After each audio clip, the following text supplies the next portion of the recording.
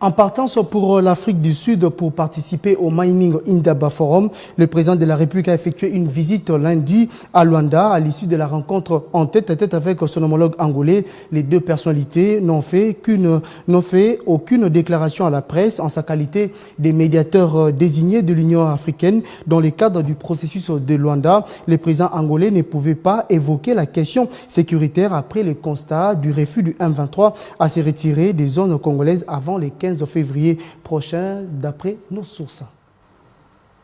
Après les assises de Bujumbura, où les 6 chefs d'État de l'EAC ont jugé la situation sécuritaire préoccupante et ont exigé la fin des hostilités par le M23 et leurs alliés, le président de la République, Félix-Antoine Tshisekedi Tshilombo, poursuit sans désemparer son périple, toujours à la recherche de la paix dans la partie est de la RDC.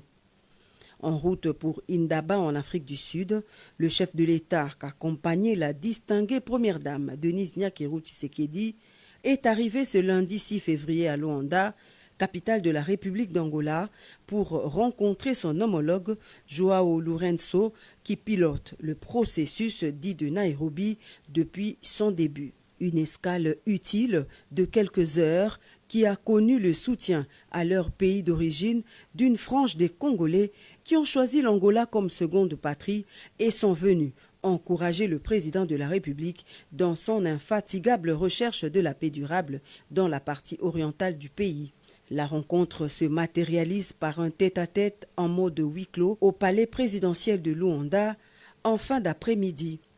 Il a été question pour les deux personnalités de discuter de l'évolution des rapports avec Kigali, mais surtout de la situation sécuritaire qui prévaut actuellement dans l'Est de la République démocratique du Congo.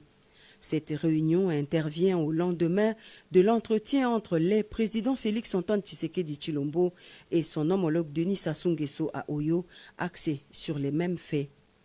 Rien n'a filtré de leurs entretiens de plus de 2 heures. Cependant, on ose croire que les deux interlocuteurs ont débattu des pistes des solutions susceptibles de rétablir la paix et la sécurité à l'est de la RDC à la lumière de la feuille de route de Luanda, eu égard au refus délibéré des troupes terroristes du M23 de se retirer des localités congolaises telles que exigées par le dernier sommet de Luanda.